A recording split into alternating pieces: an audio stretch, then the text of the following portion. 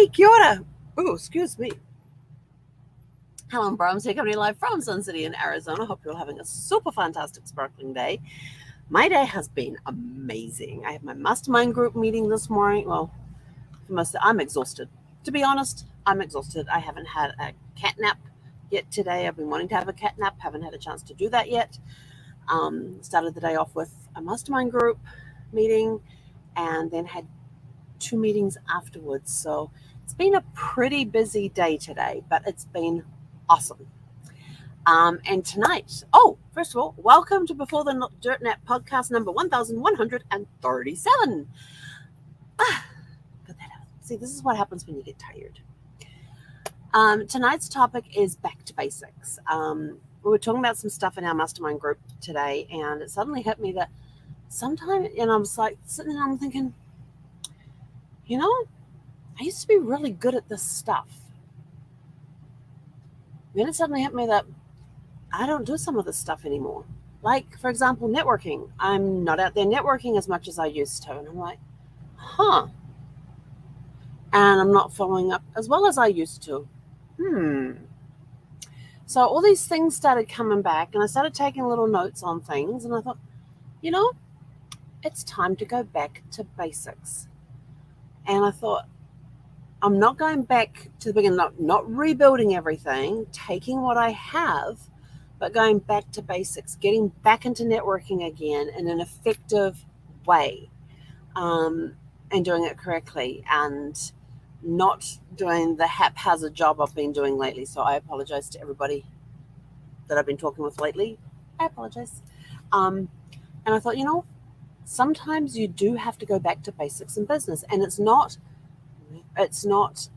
having to scrap everything and start with the foundation. No, you can start where you're at.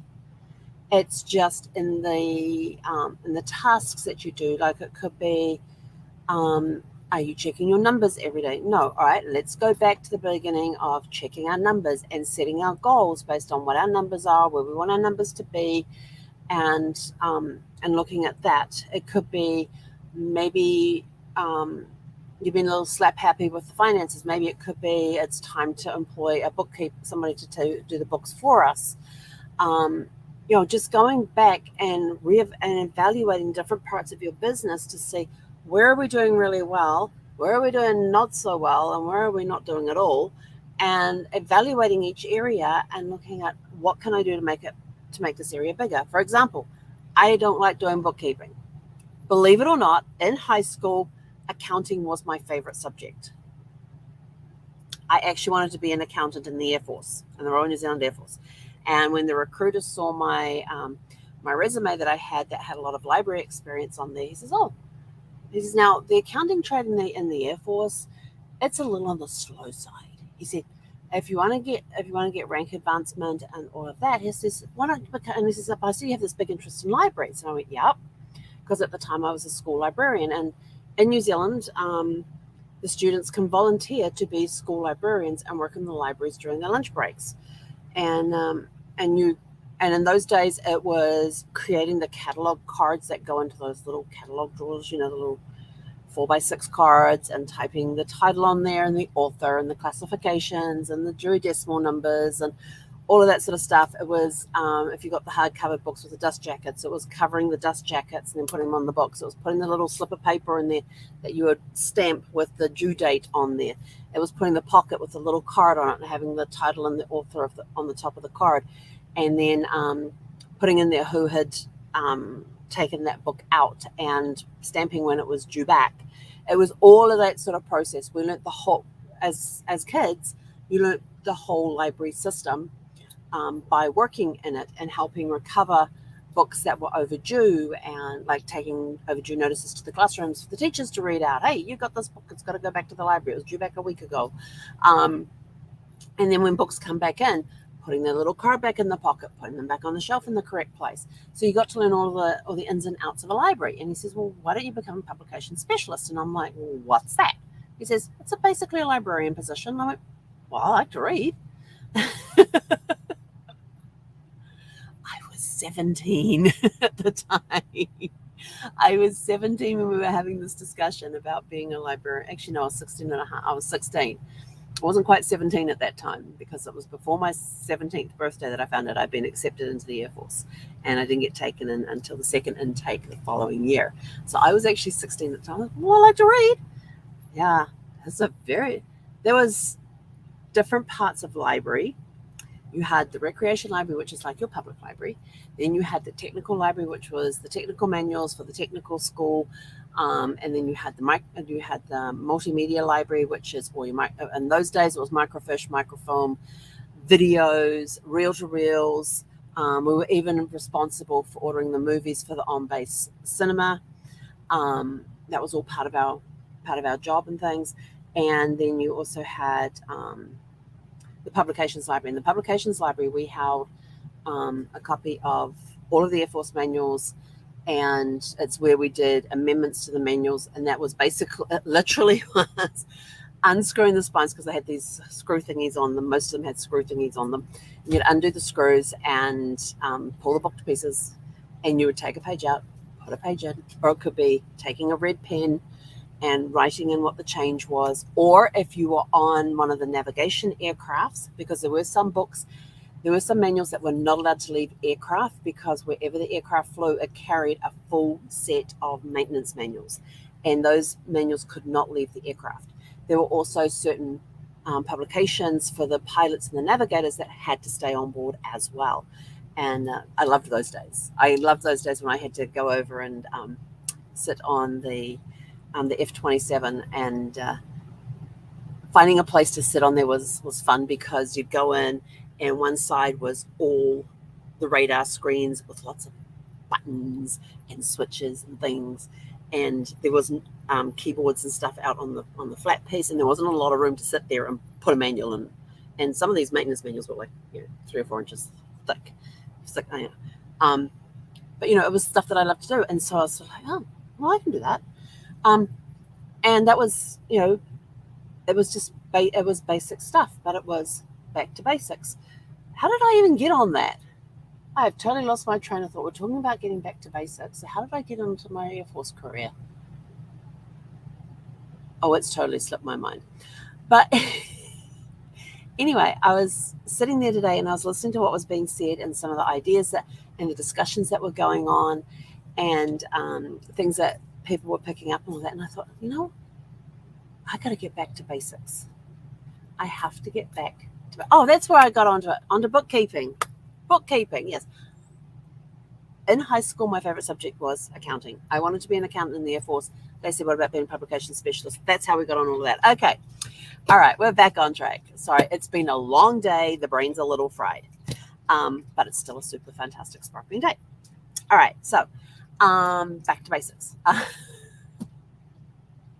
So I am not the world's greatest bookkeeper, even though it was my favorite subject in high school. And I even tutored. I was an accounting tutor for some of the students in the high school as well. So, go figure. I don't like doing accounting. Anyway, so that's something that I could look at hiring somebody to do my books. Instead of me putting them off like I tend to do. Maybe it's time to hire somebody that can come in and do my books for me and keep them in line and keep making sure that everything gets filed on time and all of that sort of stuff. It could be that, there's stuff that I could get a VA to come in and do that I don't need to do. Where can I, what is something that, yes, I can do it. Do I want to do it? No. Do I have to do it? No. Then find somebody that enjoys that sort of thing and can take it over for you. And so it's just going back and reevaluating, where are you at in different areas of your business? Where do you want to be? How can you get there? And let's go back to the basics, like, building a list, back to basics. Networking. I love to network. But I've looked over the last 3 years and I've thought, okay, besides the Zoom meetings, I haven't really done a lot of networking. And I'm sort of like, I need to get out there more. I need to be more visible. I need to start networking again, because I love networking. And the thing I love about networking is that I find people that may be doing something that I'm interested in, and I want to learn more about what it is that they do. But more importantly is I want to learn about more about what it is that they do, because I may know somebody who might need that service or that product. And it could be that I don't need that product. It could be I might want to try that product, or it could be that it's a service that I might need. So I'm interviewing them to see if I would want to hire them. So there's all sorts of reasons you can go networking, but basically it's building a list. Going back to the basics of building a list. And networking is a big part of building that list. Where do you get your business referrals from? You get them from past and current clients. You don't get them from new clients, because new clients don't know you. They're not new clients yet. So it's, water, yum. And so it's going back to those basics.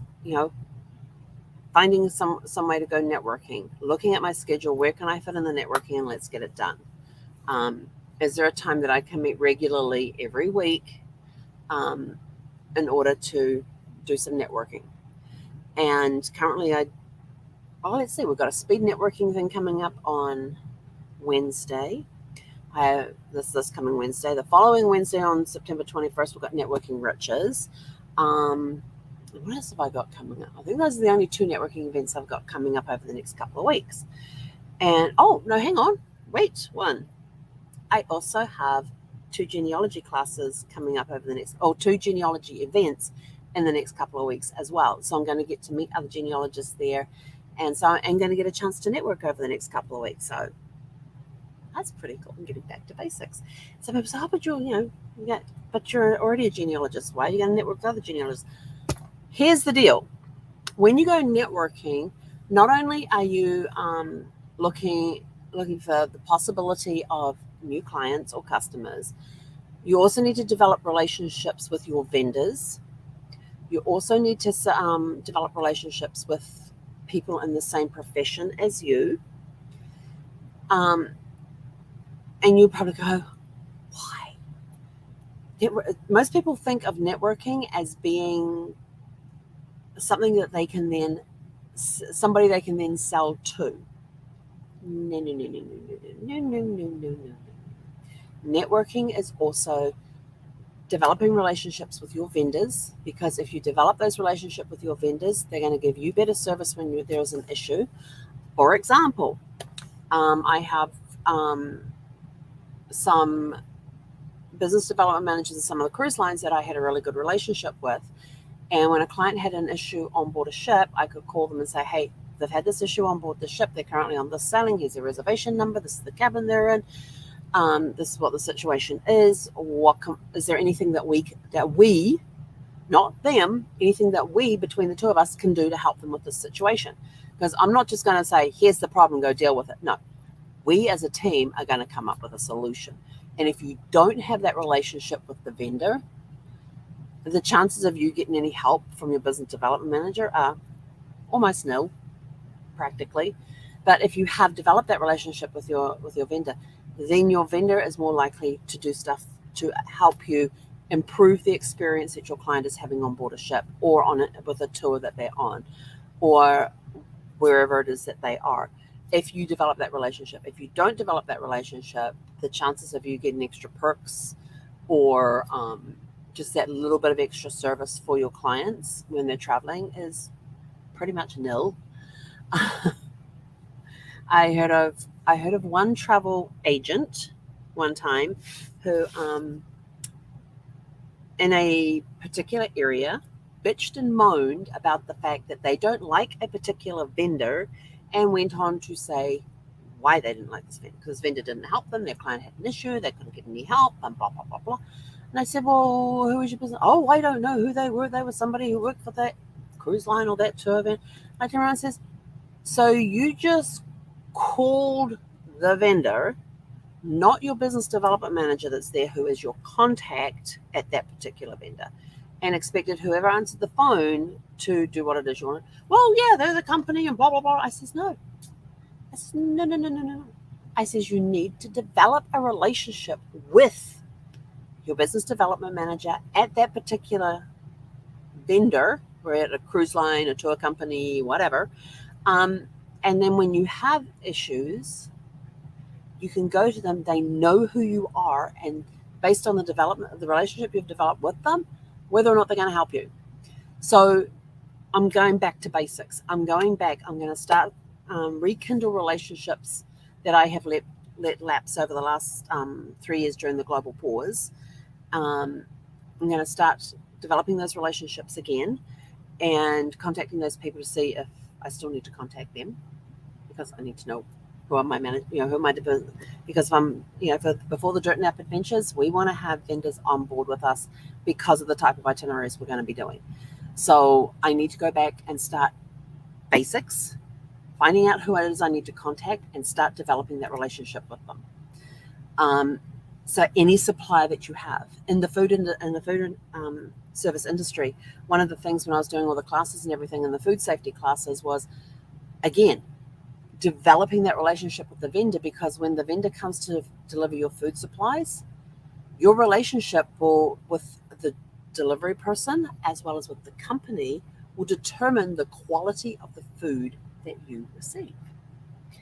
And those that don't check the quality of food when it is delivered, the driver is going to know that. So they're more likely to hold back the good stuff for a client who appreciates them and pass off the not so good stuff or close to expiration stuff because these people don't check to this particular restaurant because they don't check, they don't care. Why should the driver?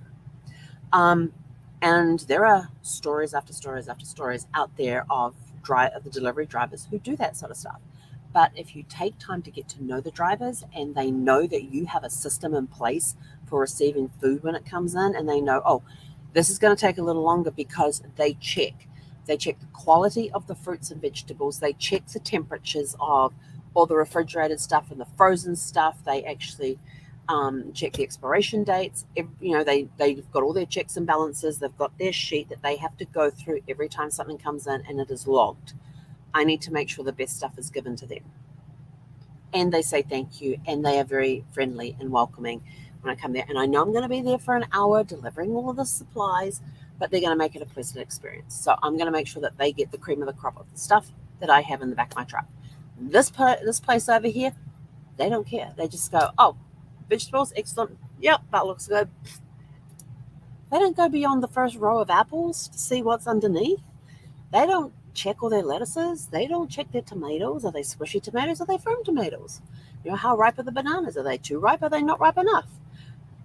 This place over here doesn't care, so I'll get this stuff over here. So back to basics. Develop those relationships. And yes, I'm going to be working hard over the next few months, developing relationships in different areas where I can, provide a service to a client by purchasing from them, using their services. So I want to make sure that I get the right person on side with me. So if there's a problem that crops up, they're going to be more willing to help me solve that problem. Or if there's some change I need to make on a reservation or something, they're going to be more willing to do it and say, yep, no. So back to basics. Develop those relationships, even with your vendors, clients, past clients, current clients. Develop those relationships with them. It could be something as one time I sent out a card that said hello. Haven't spoken for a while, and that was to people who I hadn't heard from or who hadn't booked a vacation with me in the last 18 to 36 months. So I sent out a card that said, I had a series of 8 cards that went out throughout the year. They were all of different locations, nothing really salesy in them. It was just a question like, hey, what's your favorite festival to go and visit? What's a dream vacation that you want to take? Just asking questions about them. But the very first card just simply said, hi, how are you? We haven't spoken in a while. Let's get together and have a cup of coffee over the phone while we catch up. Do you know, out of that one, just by saying hello, and these are people who had not booked within 18 months to 3 years, I got 3 group bookings out of that and 5 individual bookings, 8 bookings in total. 3 of them were groups, and then I had 5 individual bookings off a card that said, hello, how are you? So sometimes, and like I said, they hadn't booked with me within the last 18 months to 3 years was when they last booked with me. Um, and it was sort of like, that was a wake up call for me. Now I have definitely slacked off in the last 3 years with that. So we're going to be doing some more reaching out to past clients and saying, hi, how are you? Sorry, we haven't been in contact for the last 3 years. We've been reevaluating everything. We're back.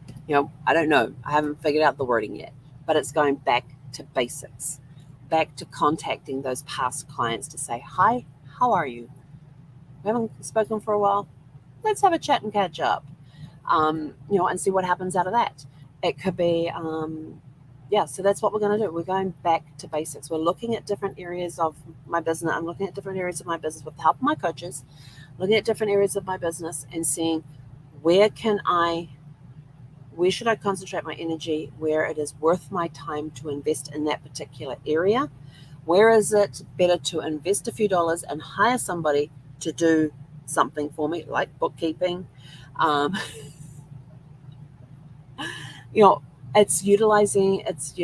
can I get the best bang for my buck with my talents and my gifts in my business, and where can I hire somebody to do some work for me, to do the stuff that I don't want to do? Because if you don't want to do it, there's somebody out there who loves to do that sort of stuff. So take time to go back to basics, look at your business, look at where it is now. Now is the foundation. Do we need to do some repairs to the foundation? Do we need to polish up the foundation a little bit so it's ready for the walls to go up? What is it that you need to do to your foundation to help make it stronger so that you can go out and build a nice, solid business? So that's it from us for today. Remember, back to basics. Just go back. Look at every aspect of your business. Where can you invest some dollars to get somebody to do something for you? Where can you invest the best use of your talents and your time? And what parts might be dead that you might need to chop off? Yeah, I know. There are some parts we have to chop off as well. But anyway, I'm out of here. Have a super fantastic, sparkling evening. Enjoy having a look at your business and seeing, what it is. If you want to get back to basics on networking, come join us at Networking Riches on September the 21st and 22nd, and you can register at havetonetwork.com. And we just might have for you a really cool surprise coming up this week. So stay tuned. Until tomorrow night around 6 p.m. Pacific, have a super fantastic, sparkling evening. Hey, Konara.